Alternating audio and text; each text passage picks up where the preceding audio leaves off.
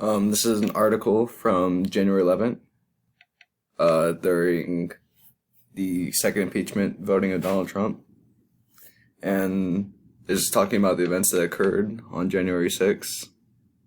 the raid that happened, and the fallacy I found was the quote from Donald Trump saying, "If you don't fight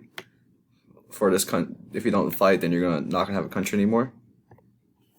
The fallacy here is false autonomy because they're representing two extreme ends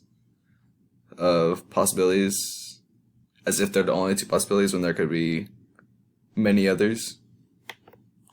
And the second example is also from January 11th that goes over the same topic, but this one talks about how Melania Trump responded to it by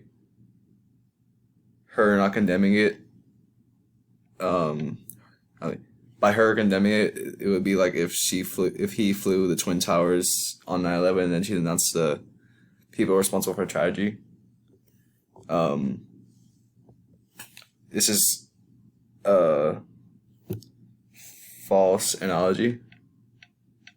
because it's comparing them in one regard to they're both a tragedy, but the towers going 9/11 was a historic event where hundreds of people died, and that's about it.